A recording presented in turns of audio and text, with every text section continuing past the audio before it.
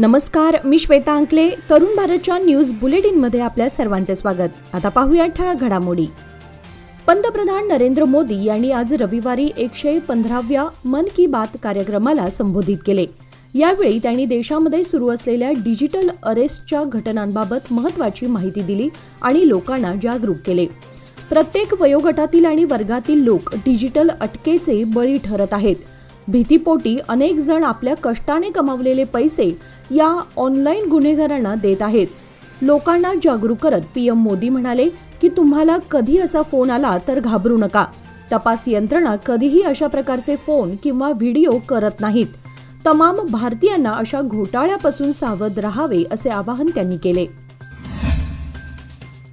केंद्रीय कामगार व रोजगार राज्यमंत्री शोभा करंदलाजे यांनी बेळगाव अशोकनगर येथील ESI रुग्णालयाला भेट दिली. या भेटीवेळी येथील डॉक्टर रुग्णांशी संवाद साधून त्यांनी परिस्थितीचा आढावा घेतला.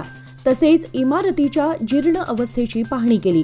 त्यानंतर माध्यमांशी बोलताना मंत्री शोभा करंदलाजे म्हणाल्या की बेळगाव हे सर्वाधिक कामगार विमा कार्ड असलेले शहर आहे. बेळगाव हे विविध राज्यांशी संबंधित सर्वात मोठे औद्योगिक क्षेत्र आहे. येथे सुमारे 3 लाख IP धारक आहेत. बेळगावात 1988 मध्ये बांधलेले ESI रुग्णालय जीर्ण झाले असून नवीन इमारत बांधण्यासाठी निविदा मागवण्यात आल्या आहेत. येथे 50 खाटांचे रुग्णालय असून कार्ड धारकांच्या वाढत्या संख्येवर आधारित 152 कोटी रुपये खर्चून 100 खाटांचे रुग्णालय बांधण्यात येणार आहे. या संदर्भामध्ये दिल्लीमध्ये जाऊन चर्चा करणार असल्याचंही त्यांनी सांगितलं. दारूच्या नशेमध्ये मुलाने 89 वर्षीय वडिलांवर जीवघेणा हल्ला केलाय. या हल्ल्यामध्ये गंभीर जखमी झालेल्या वडिलांचा हॉस्पिटलमध्ये उपचारादरम्यान मृत्यू झालाय. अथणी पोलिसांनी आरोपीच्या विरोधात हत्येचा गुन्हा दाखल करून अटक केली आहे. बाळासाहेब मल्लू वनखंडे वय 49 असा आरोपी मुलाचं नाव आहे. पोलिसांकडून मिळालेल्या अधिक माहितीनुसार मल्लू तुकाराम वनखंडे वय 89 राहणार अथणी तालुक्यातील मडबावी गावामध्ये राहणाऱ्या या व्यक्ती त्याचाच मुलगा बाळासाहेब वनखंडे हा मद्यधुंद अवस्थेत घरी आला. यावेळी त्यांच्यामध्ये काही वाद झाला असता त्याने वडिलांवर जीवघेणा हल्ला केला होता. त्यानंतर आज रविवारी सकाळी उपचारादरम्यान वडिलांचा मृत्यू झाला. अथणी पोलीस ठाण्यामध्ये गुन्हा दाखल झाला असून पोलीस पुढील तपास करत आहेत.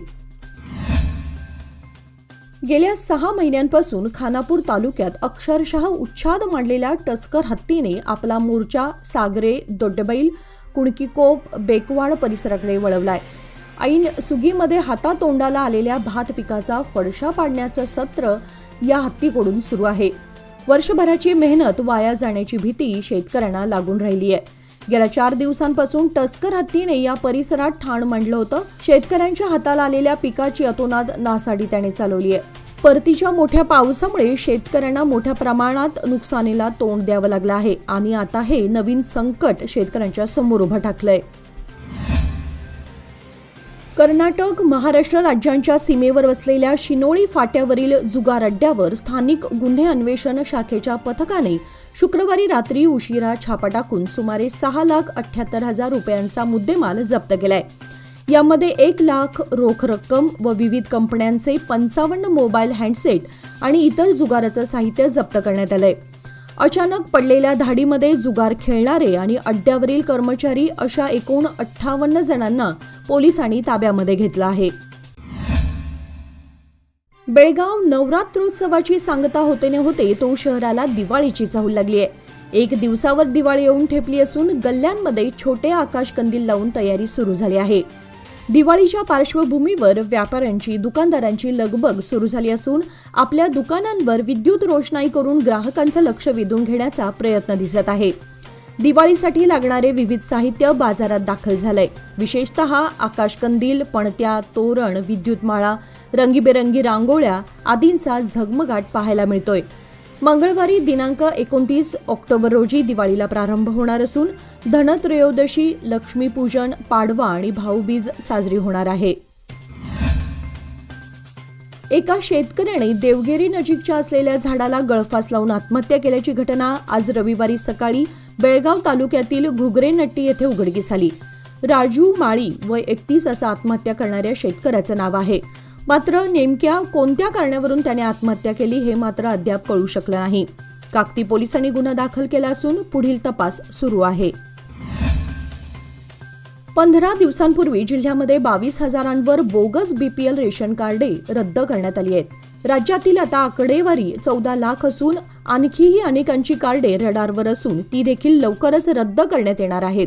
विशेष म्हणजे यामध्ये 4,000वर सरकारी अधिकारी आणि कर्मचारी असल्याचं स्पष्ट झालंय, ज्यांचं वार्षिक उत्पन्न 2 ते 3 लाखांच्या आत आहेत. अशी कुटुंबे बीपीएल कार्डसाठी पात्र आहेत.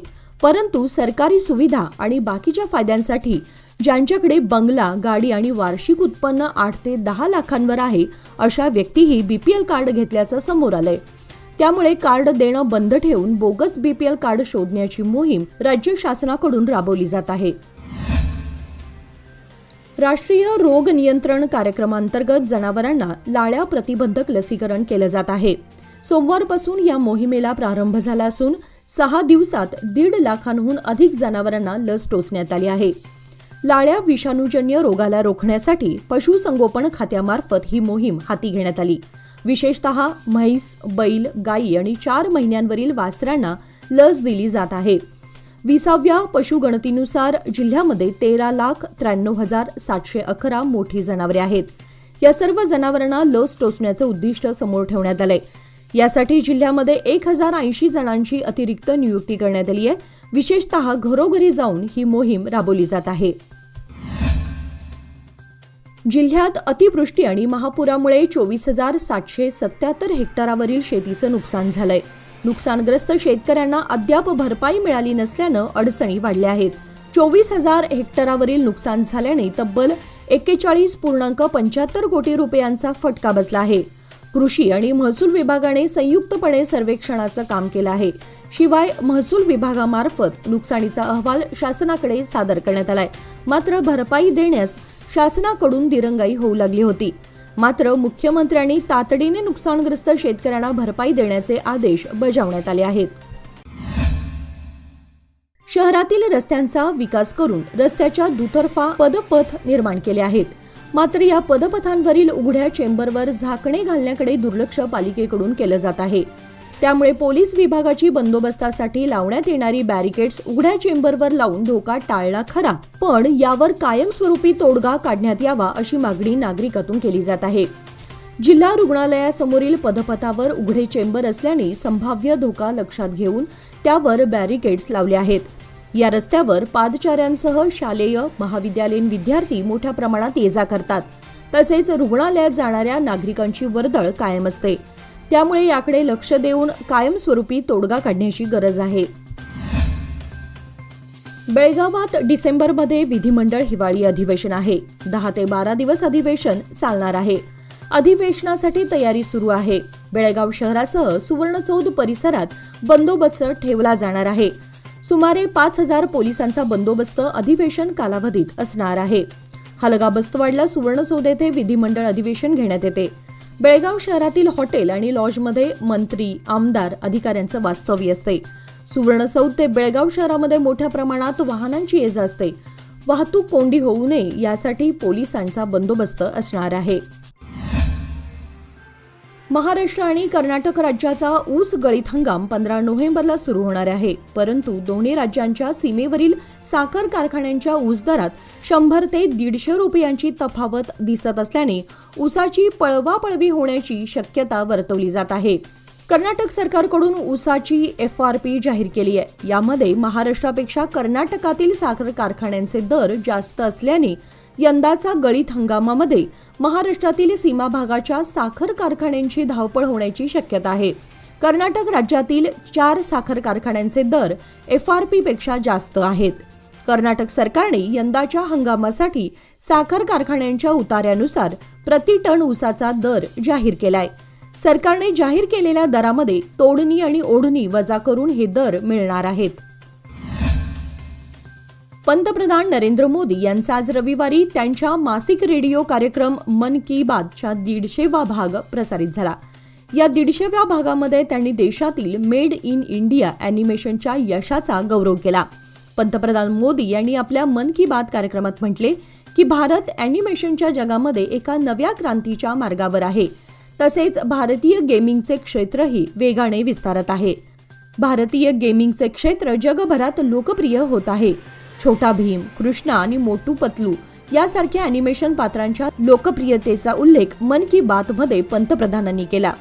हे पात्र केवळ भारतातच नाही तर इतर देशांमध्येही मुलांना आकर्षित करत आहे।